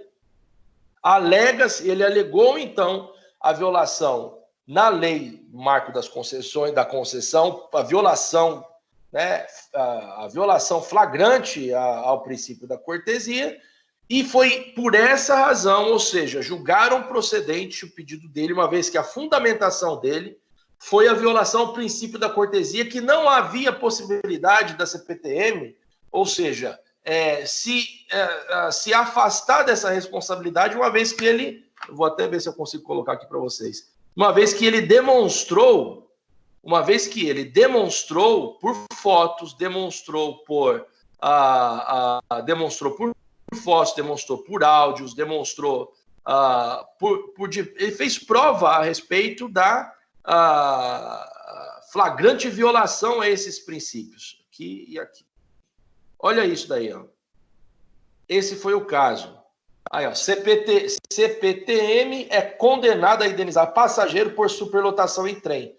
Só que a coisa foi tão inteligente, a forma como ele ajuizou a ação foi tão inteligente, que ele foi o marco dos advogados do Brasil, que foi o primeiro a criar uma jurisprudência de indenização por superlotação. Só que não foi o pedido de indenização dele, não foi por superlotação, foi por violação ao princípio da cortesia. Olha que interessante. Olha como a gente precisa. Veja que isso são comezinho que a gente passa todos os dias. Né? Veja que por uma situação dessa ele invoca então o princípio da cortesia, uma vez que é uma concessionária, e ele então ajuiza a ação a partir de provas, ganha uma ação, né? Só que toda a mídia, a imprensa, dão uma conotação, por não serem operadores do direito não entenderam que a indenização pedida por ele não foi por violação, ou não foi por superlotação, e sim pela violação do princípio da cortesia. Ou seja, dentro desse contexto da aula que nós estamos falando, isso é de sumíssima importância, né? Ou seja, isso daqui demonstra nitidamente a importância, né, de sabermos todos os princípios, né? Sabemos onde colocá-los a partir do nosso relacionamento com o poder público, com uma concessionária, com uma permissionária, com uma autorizatária, né? Saber que é possível um cidadão ele alegar direitos, né, e buscar os seus direitos efetivamente, aqueles que muitos não têm sequer visão de possibilidade. Está aí uma prova. Isso aconteceu agora, há pouco tempo, né? Que em 2017. Se vocês colocarem aí, você vai ver aí ele participando de programa e tal, como um advogado que criou, o único advogado no Brasil que criou jurisprudência, né, de indenização por superlotação. Aí deram toda uma conotação seguinte: agora está ferrado. Transporte público, poder público, está tudo ferrado agora, porque todo mundo que entrar vai ganhar. Né? Todo mundo que entrar vai ganhar. E aí o que eles passaram a fazer? E aí isso é nítido, né? O comportamento se mudou. Eles passaram a orientar, então, agora os seguranças deles, né? Porque como que ele ganhou essa ação? Fazendo prova, não dessa foto que você está vendo aí. Vocês estão vendo, não? Estão, né? Ou não? Acho que eu tirei. Está. Eu tirei foto. Estão vendo? Não, aqui, deixa eu só mostrar aqui uma coisa para vocês. Ele ganhou a ação, não a prova feita, né, para fins de comprovar a violação, não é essa foto. Essa foto foi o que a mídia colocou. Mas no processo, a foto que fez prova, né, ou a prova que trouxe a efeito a procedência da ação, foi a prova de vídeo que ele fez e fotos que ele fez dos seguranças da concessionária empurrando as pessoas para dentro do trem. Aí comprova-se, então, a flagrante violação da concessionária, uma vez que o segurança que ali está agindo em nome da concessionária. Então, ou seja, no mínimo, a concessionária não orienta esses funcionários ou esses seguranças para cumprirem o princípio da cortesia. Foi essa a prova, né, que fundamentou a procedência da ação do Felipe Mendonça. E não essa daí que você está vendo de superlotação. Essa daqui é o cotidiano, né, o que todo mundo reclama de superlotação.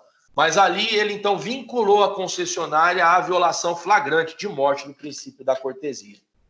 Entenderam a importância da gente saber de princípios? É de profunda importância. Então, olha só.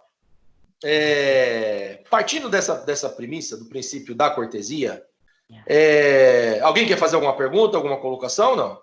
Professor, eu queria fazer uma pergunta para o senhor. Faça breve. Rapidinho, professor.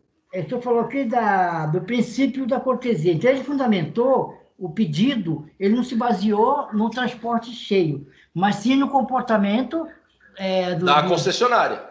Do terceirizado que trabalhou para a concessionária. Inclusive, eles pararam de bater mesmo. Aqui na linha, essa aqui de Pinheiros, aqui, ó, Grajaú, não sei aonde que vai, eles pararam de bater. Eles batiam, colocavam a gente para dentro com pontapé. Então, mas pouco importa, viu? Pouco importa. Entenda uma coisa. Então, eu entendi. O fundamento dele foi no princípio da cortesia. Exatamente, violação ao princípio da cortesia, porque eles são concessionários. Agora, não importa que é terceirizada, tá? Entendam isso. Né? A concessionária é que responde por todas as atividades relacionadas ao desenvolvimento daquela atividade ou daquele serviço. Né? Okay. Se a terceirizada faz merda, quem vai responder é a concessionária. É claro que a concessionária depois, né, vai entrar com uma ação retroativa, caso ela pague indenização em relação à terceirizada, né? Mas não importa que é terceirizada. Havendo concessão, quem responde é a concessionária, independentemente dos terceirizados que executam o serviço, né, em contrato com ela. Tá? Obrigado, professor. Só nada. Também, por Professor, também Fale. tem uma regra aí do metrô que tem que ter, acho que, 8 pessoas por metro quadrado. Então, não é incoerente também o Ministério Público presenciar tanta reclamação e, de fato, não fazer nada? Eu sei lá, Leandro, você pegar o ônibus, então, você pega o ônibus lotado aí, entendeu? Exatamente. A questão, Leandro, o que acontece? Quando você que vai... quem julgou esse pedido do seu amigo advogado, o promotor, se o seu amigo, foi o amigos dele, foram parceiros, Não, então porque é ele... Não, porque o S... Não estou falando que foi, mas eu a impressão entendi. que dá é que, né, o cara é procurador aqui e tal, vamos fazer alguma coisa. Não, mas na época ele não era. Porque o fato principal, tudo bem, ele provou ali uma ação, mas o fato principal está nítido, a superlotação é nítida, entendeu? Sei lá. Então, mas olha, deixa eu só fazer uma explicação aqui. É o seguinte, em 2017, o Felipe Mendonça não era procurador, era advogado. A segunda situação é que não ou seja, toda a jurisprudência que você puxa sobre indenização em superlotação, você vai ver uma justificativa razoável, né? Que quem mora numa grande metrópole, é impossível você não ter, em algum momento do dia, né, uma demanda maior no transporte público. É impossível. Mas o que precisa ter, por parte do poder público, por parte dos concessionários, é essa cautela de não colocar em risco, né, para fins de lesionar as pessoas por conta dessa demanda, né, em determinados horários do dia. E é isso que os juízes desembargadores fundamentam. É impossível, né, ou seja, é inviável não pensar, né, que em um dado horário do dia, quem mora numa grande metrópole não vai se deparar com uma procura muito maior, né, do transporte público. Mas, neste caso, o que houve aqui, e foi uma brecha, né? O que houve aqui foi a violação da concessionária, uma vez que os seguranças, ao invés de conter a superlotação, né, garantindo assim a integridade física das pessoas, ela fazia o contrário, né? Por meio dos seus agentes, ela empurrava as pessoas para dentro do trem, né, fazendo com que as pessoas que ali dentro estão se machuquem, né? Imagina senhoras, né, idosas, idosos, crianças, mulheres, gestantes, e foi o que ele fez prova, né? Agora, essa situação, isso acontece em grandes metrópoles, né? Como eu falei, eu morei 8 anos nos Estados Unidos, lá também tem superlotação nesses termos. Em um dado horário do dia, né, esses horários de pico, há uma maior procura, né, do transporte público. Isso é inevitável, mas o que precisa ter ali é o poder público, quer seja em nome da concessionária ou a concessionária em nome do poder público, faça o serviço, ou seja, realize, execute o serviço, né, desde que não infrinja essas questões que nós estamos falando aqui. Essa é a questão principal, tá? Bom, um outro que nós já...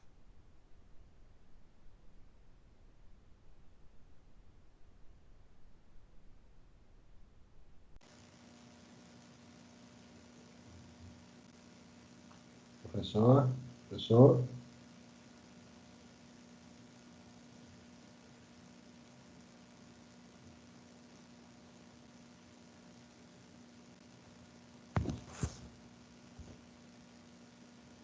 Coloquei no mudo o telefone aqui. Eu errei aqui, coloquei no mudo aqui. Tá ouvindo agora? Agora sim. Achei que era a internet, eu ia ficar muito louco da vida, viu? Mas não, eu cliquei no mudo aqui.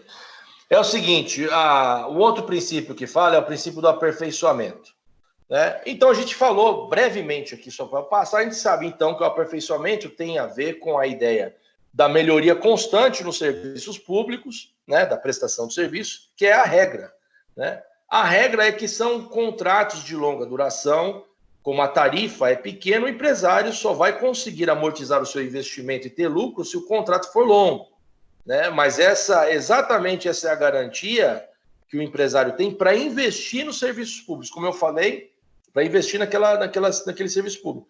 Como eu falei, os contratos de 10 anos que era lá no Rio de Janeiro foram aumentados para 50 anos, nos termos lá da emenda, eles fizeram uma emenda número 5 na lei orgânica lá, que de 10 aumentaram para 50 porque não havia todas as licitações elas eram desertas. E eram desertas porque não havia procura, não havia interesse por parte da iniciativa privada, porque era muito risco, né, de investimento e não tinha lá uma garantia possível aí de restituição e ao final ter lucro, né? E aí, enfim, dentro dessa questão, poderíamos perguntar a seguinte situação. Perguntar não, até afirmar, né? É o exemplo da instalação, por exemplo, de ar-condicionado em ônibus, né? Se existe um contrato, esse contrato ele prevê a possibilidade do investimento, né, ou na instalação de ar-condicionado, com a condição do empresário aumentar, né, a tarifa. Essa é uma questão que a gente passa a falar a partir de agora, ao final a gente responde. Então, tendo essa questão como reflexão para tentar descobrir aí, ou criar subsídios para responder, então a gente, para fazer uma síntese aqui, né, a gente tem a ideia do princípio da continuidade, é um outro princípio fundamental, que aqui eu tenho até um exemplo para dar. Uma vez uma faculdade, uma universidade pública, ela me procurou dizendo o seguinte: Robson, né, eu já fazia parte de um grupo, né, de um grupo de advogados que tutelava os interesses dessa faculdade, dessa universidade, e um dia chegou uma questão dizendo o seguinte: se era possível a interrupção de serviços de fornecimentos essenciais, como luz, água, telefone, enfim, para essa universidade. Né? Se considerarmos o interesse público, se seria possível a interrupção do fornecimento. Né? Então, veja que a questão essa, quando foi me feita essa questão, era uma questão de possibilidade ou não de interrupção do fornecimento de água. Né? Então, eu estou dando esse exemplo para, mais uma vez, vocês verem como que é a forma de pensar o direito administrativo e o direito de uma forma geral. Então, imagine você, advogado, né? Uma universidade pública chega para você e fala: doutor, recebemos uma notificação aqui da empresa de saneamento, estão dizendo que vão cortar, né, o fornecimento de água. É possível? Você vai responder na hora, você vai dar um somebody love ali se você não sabe na hora, porque advogado nunca... Advogado você sabe que é Deus, né? Acha que é Deus, aliás. Né? Quem tem certeza que é Deus são os juízes, embargadores. A gente acha que nós somos Deus. Vocês são semideuses, né? Vocês estão aí estudando direito, vocês são só semi por enquanto. Mas aí imagine você numa situação dessa que lhe questionam a respeito da possibilidade ou não da interrupção do fornecimento. O que vocês vão falar na hora, né? Ou seja, a primeira situação, depois de você, pelo menos falar uns 5 minutos para dizer que não sabe, né? Qual é a lógica agora? Como que você vai pensar? Como que você vai responder? A partir de onde que você vai buscar? Né? Lembrem-se sempre a ideia de que você precisa saber qual é o objeto discutido e que a fonte primária do direito é o quê? Qual? É o quê? É a lei. Então, é a lei. Então, sobre água, se há ou não possibilidade, nós temos que, então, e aí foi a forma como nós temos que agir, a primeira coisa que me veio à mente é saber, né, da lei de saneamento básico, se lá na lei regulamenta alguma coisa sobre interrupção do fornecimento, né, para a universidade pública.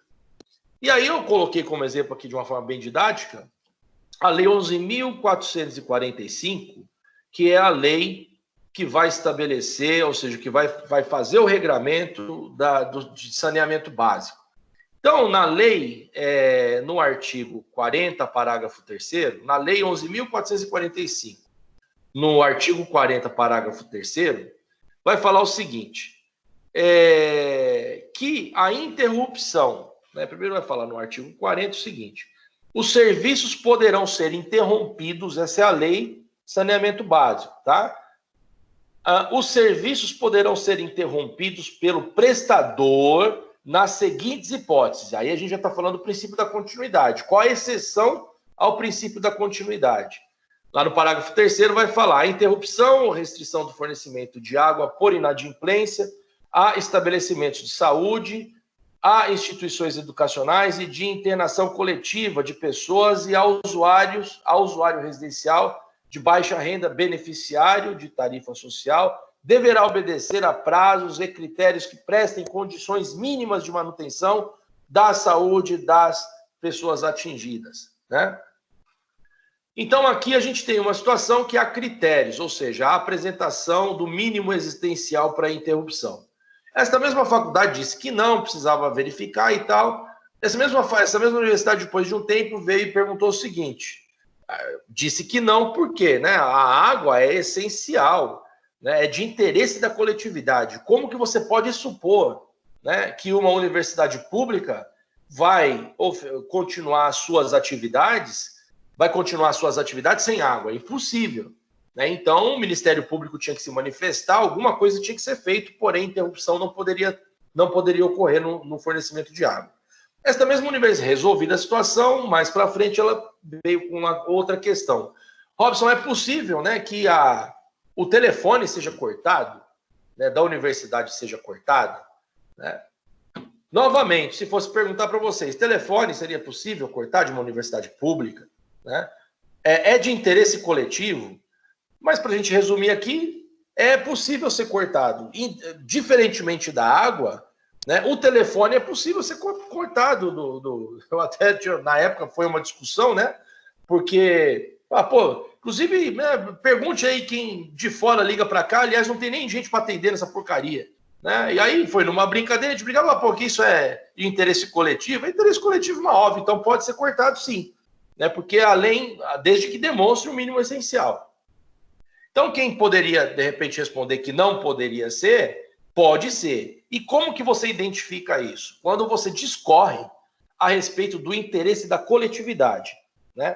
Você precisa criar o interesse da coletividade. Em casos análogos como esse, quem tem que responder é você, segundo os critérios, segundo as lógicas, né?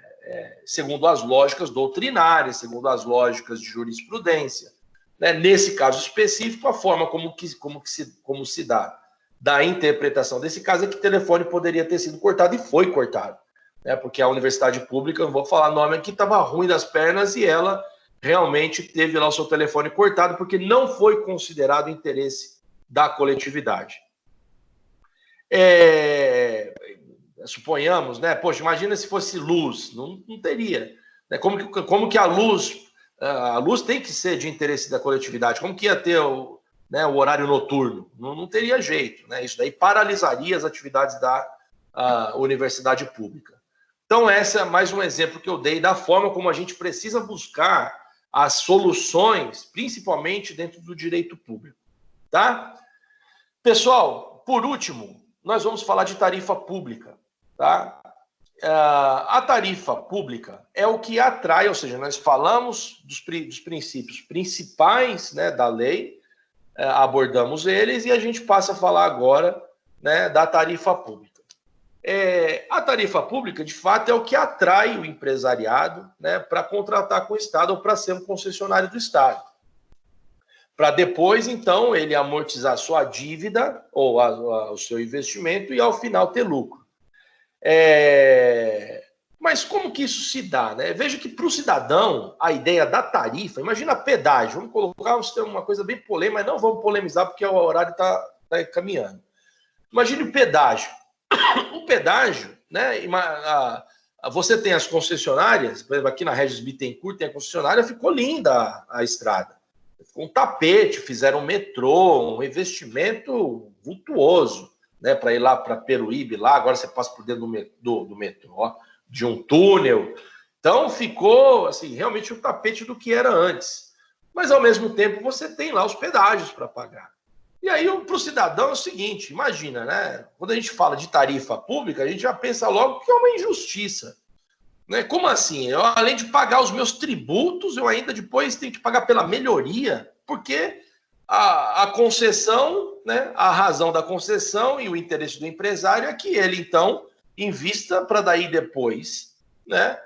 Amortizar e cobrar por meio de tarifas, né, e ter lucro por meio das tarifas. Mas quem paga essas tarifas? Somos nós. Então, para o cidadão, na verdade, isso é um absurdo, né? Além da carga tributária altíssima que nós temos, ainda ter que pagar por pedágio é um exemplo de tarifa, dentre os inúmeros exemplos de tarifa que eu poderia dar. Muitos afirmam, na verdade, que que tarifa, né, eles afirmam que tarifa seria uma forma de bitributação, né? Muitos afirmam, muitos já questionaram, inclusive buscando a cessação de pedágios exatamente por conta dessa analogia. Só que aí, em síntese, objetivamente, não é bitributação, porque quando você olha lá no CTN, no Código Nacional Tributário e na Constituição Federal, em específico, acho que no artigo 5º e no artigo 145. Está aqui, ó.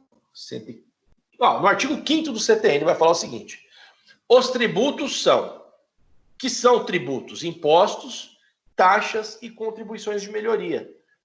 Tarifa pública não está aqui, né, como tributo nacional. Então já afastou todas as possibilidades de cessação de cobrança de pedágio, tá? Quando a gente passa para falar de política tarifária, a gente fala do princípio lá no artigo 6º, um princípio que fala do princípio da modicidade da tarifa, né? É uma política tarifária, que vai estar, inclusive, lá no artigo 9º da própria lei, que vai fazer o regramento da política tarifária. Mas eu vou passar aqui, abordar aqui as questões principais, tá? As questões principais da política tarifária. O que acontece? Lembra sempre que a gente tem uma situação em que a concessionária participa de uma licitação e a licitação ela vai ter que estabelecer na proposta daquele licitante, né, ele vai estabelecer, ou seja, qual que é o objeto, né, da licitação para uma concessionária? É aquela que ofertar o menor preço de tarifa possível. Então imagine que você tem 10 concessionárias, né, para ser concessionária da Regis Bittencourt. Abre-se, então, um edital de licitação. No certame, vai, então, haver a disputa, na concorrência, vai haver, então, uma disputa daquela que menor ofertar o preço de tarifa. Aquela que menor ofertar o preço de tarifa, sob todos os critérios rigorosíssimos, né, do contrato administrativo, que se não cumprir, eles vão ter penalidades seríssimas, né? Então, aquela que menor ofertar o preço de tarifa leva a concessão. É assim que, em regra, funciona.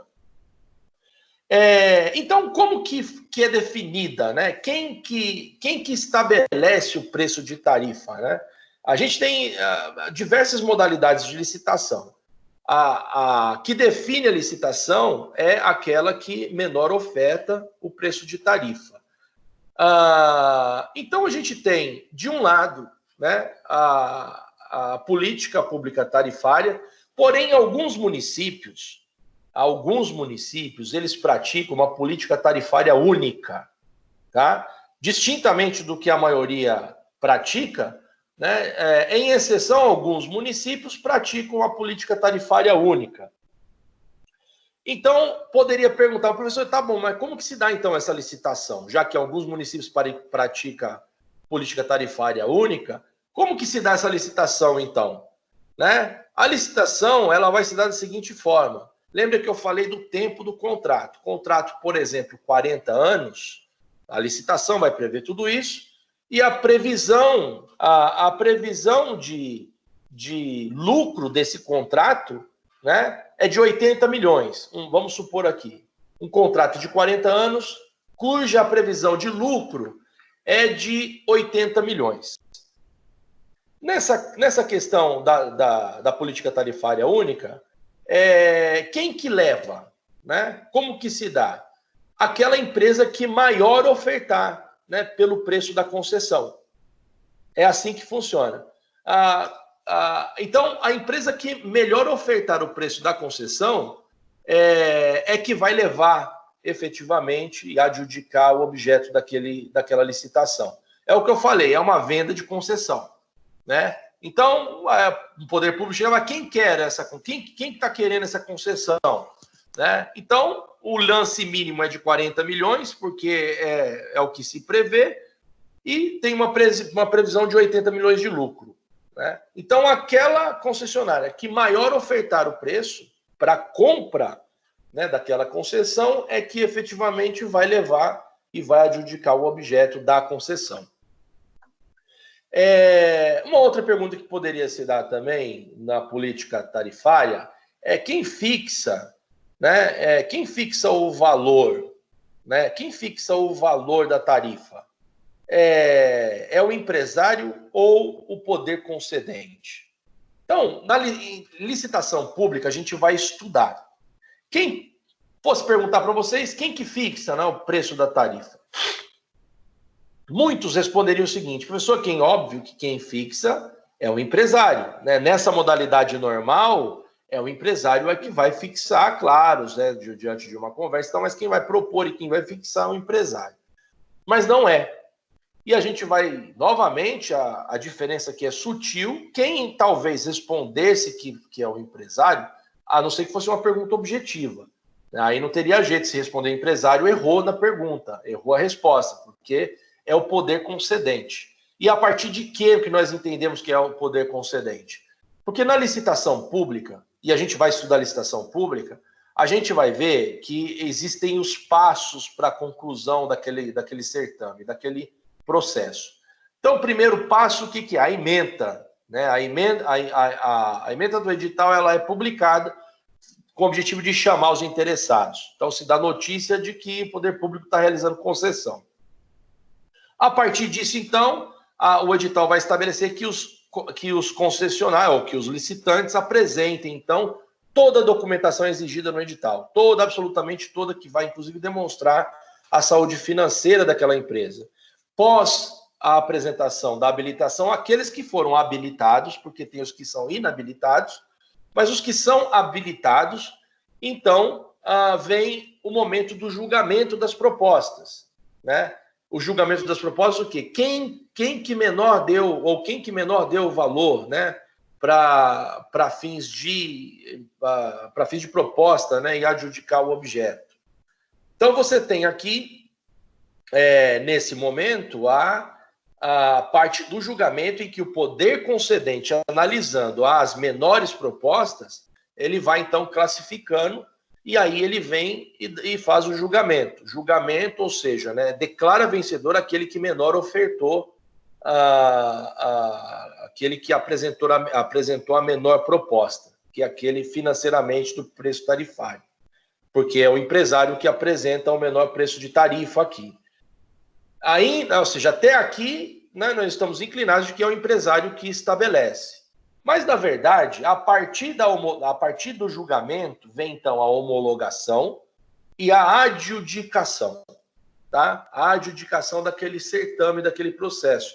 A adjudicação é pegar, então, o serviço público e dar, então, para o concessionário, agora denominado concessionário. Essa adjudicação, ou seja, é um ato administrativo que, então, chancela efetivamente, né, que o indivíduo foi vencedor naquele certame específico. Então, o último ato a ser considerado num processo de concessão é o do poder concedente, por isso que é ele, ou seja, é por isso que é ele que estabelece o preço ou o valor da tarifa, uma vez que é a chancela dele. Né? Se ele falar que não, é não. Mas uma vez que ele adjudica o objeto, então ele está dizendo o seguinte: eu concordo, uma última palavra é minha, eu concordo, né, sendo este o menor preço tarifário a ser, então, exigido futuramente do cidadão, enfim, de uma forma geral. Então, a gente tem aqui essas questões que a gente está, enfim, derivando a respeito da política tarifária, questões principais, tá? E aí vocês leiam o artigo 9º da Lei 8987, que vocês vão ter uma interpretação ainda maior a respeito do que se fala a respeito da política tarifária. Geralmente é dessa forma. O principal na questão de política tarifária é exatamente a ideia de que, de um lado, quando há a concessão, quem ganha essa licitação, né, é aquele que menor ofertar o preço da tarifa, né, passando por esses processos, por esses passos da concorrência ou da licitação, com a exceção daqueles casos, né, que vocês vão ver muito, e que existem alguns municípios que praticam a política pública tarifária única. Uma outra pergunta que talvez poderia se dar é o seguinte, professor, e nesse caso, né, se a ideia da concessão é o aprimoramento, né, e esses municípios que praticam preço, né, praticam a política tarifária única, então como é que fica o aprimoramento? Né? Como é que fica o aprimoramento? Suponhamos que, sei lá, cidade A tem lá a concessão do transporte público de ônibus, os ônibus então passam a cair aos pedaços, o poder concedente nem o empresário pode aumentar a tarifa, porque a política pública, né, utilizada é a política pública única tarifária. Ou seja, como que se dá então a ideia de exigir, por exemplo, aí vem aquela pergunta, de exigir, por exemplo, a instalação do ar-condicionado nos ônibus, né?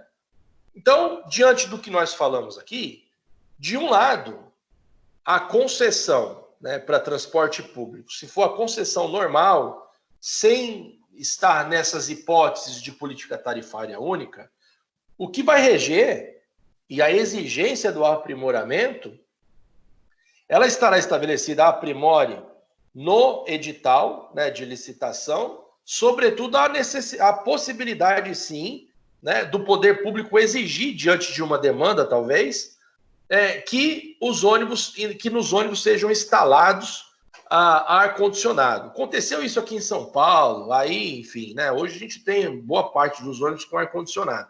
O que pode, e já aconteceu em outras cidades, é o seguinte: a tarifa aumenta, né, para aqueles ônibus que têm ar-condicionado e a tarifa permanece para aqueles ônibus que não têm. Isso já aconteceu em outras cidades, por incrível que pareça, tá? Não sei como que se resolveu juridicamente isso, mas isso daí me parece que viola o princípio do aperfeiçoamento, o princípio da isonomia, o princípio da igualdade, por aí vai. Mas, de uma forma normal, a tratativa entre o poder público e o concessionário é que há viabilidade, sim, há possibilidade, sim, do aumento da tarifa. Mas lembrando sempre o seguinte, sob sempre a pressão popular.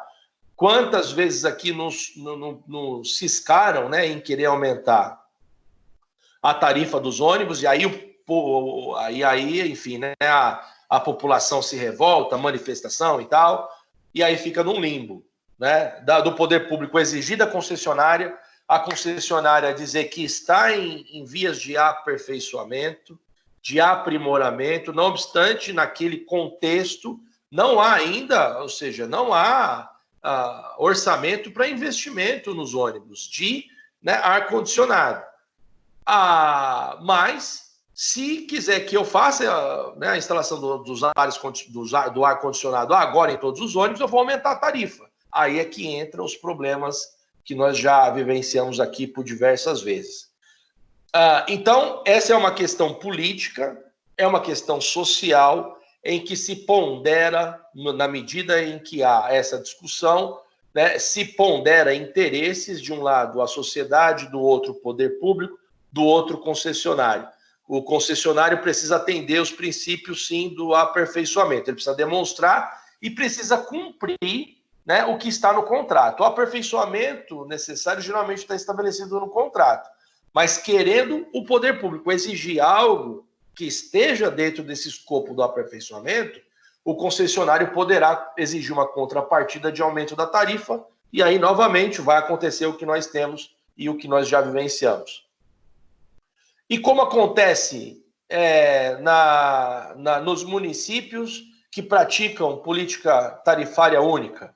Geralmente, o que acontece, quando está fora do contrato, e aí há o interesse público, o interesse político, né, em realmente aprimorar aqueles serviços públicos para daí sim fazer a diferença, é que ele pode, por exemplo, tratar com o concessionário investir para lá no final do contrato, como é de longa data, né, como o prazo geralmente ele é longo, lá ao final do contrato, o poder público se comprometer, né, a restituir aquele valor investido. Tá? Se a empresa ou o concessionário ele tem bala na agulha e tem para investimento, geralmente ele faz porque ele não quer perder. Quando ele fala um não, ele já cria uma indisposição, né, com o poder público. Então, geralmente, isso acontece na política, porque ele não pode aumentar a tarifa, o concessionário não pode exigir contraprestação, né? E aí, a partir desse momento, então, você tem uma tratativa única e exclusiva entre poder público e concessionário, a partir de uma necessidade, de uma exigência da sociedade, em um aprimoramento específico daquele serviço que talvez não foi previsto no contrato quando, então, dá concessão.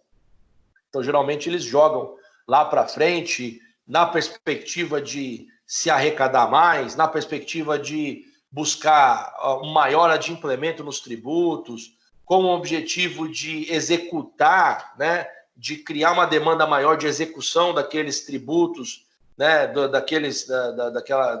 das ações fiscais, né, exigir que as ações fiscais sejam eficazes, né, para, enfim, arrecadar tributos ou aqueles tributos não pagos, para arrecadar os valores decorrentes de ações judiciais daqueles contribuintes inadimplentes. E aí, então, eles fazem essa perspectiva, a partir dessa perspectiva, eles falam, lá eu vou ter dinheiro.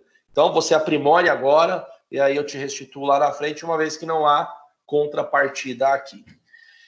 Então, pessoal, quero abrir rapidamente aqui, 21h40, era o que nós tínhamos a falar de delegação de serviço público. Acredito que nós falamos de bastante, exaurimos bastante esse tema, acerca, enfim, da nossa conversa de hoje. Alguém tem alguma dúvida? Alguém quer se expor alguma coisa? Abro aí para vocês agora. Nada, pessoal? Tá tudo certinho? Posso perguntar, então, na prova? Qualquer coisa? Aqui no Imbu tem uma empresa interna aqui do Imbu. E a prefeitura paga um subsídio para eles. Entendeu? Essa linha nova agora, além por exemplo, a gente paga a nossa passagem normal e a prefeitura entra com a verba. Eu não sei como é que se dá o conhecimento técnico, eu não sei falar para o senhor. Tá. Qual seria essa forma, por exemplo? O senhor tem uma empresa, eu pago a coisa, mas a prefeitura ainda dá um subsídio. Exatamente, porque pode acontecer, se o poder público, lembra que eu falei a hipótese da política tarifária única? Em uma hipótese em que a empresa ela não tem como investir, não estava, por exemplo, estabelecido no contrato um determinado aperfeiçoamento, o que pode acontecer do poder público acordar com o concessionário e lá na frente, ao final do contrato, restituí-lo do valor investido. Nesses casos, eu não sei, né, só fazendo a análise, né, formal das questões aí, neste caso, pode ter tido um aperfeiçoamento, pode ter um acordo de aperfeiçoamento em que o poder público decidiu desde já parcelar esse valor em longa data. Né, parcelar esse valor de investimento em longa data, uma vez que não pode ser repassado esse valor de investimento ao cidadão, ao contribuinte. Né? Então, eu estou supondo aqui, tá? Estou falando sem conhecimento de causa. Mas, geralmente, às vezes, essas questões podem se dar em razão dessas tratativas ou em razão da própria situação financeira do município. Por diversas formas isso pode acontecer. Mas, geralmente, acontece isso. Se estabelecer parcela, né, juntamente com mensalmente, o poder público vai adimplindo, né, algo que talvez não estava previsto no contrato para fins de aperfeiçoamento daquele serviço público. Tá? Tá bom, obrigado. Alguém mais, pessoal? Tem alguma coisa a dizer? Nada? Então, beleza. Fico contente, então, que todos vocês não têm... Todos vocês estão... Professor, obrigada. Gente, então é isso. Obrigado pela aula de hoje. Encerro por aqui. Semana que vem a gente começa falando sobre ingresso ao serviço público. E, novamente, peço que você e o colega que pegou coronavírus aí, realmente, ontem eu vi no noticiário, foram 600 mortes.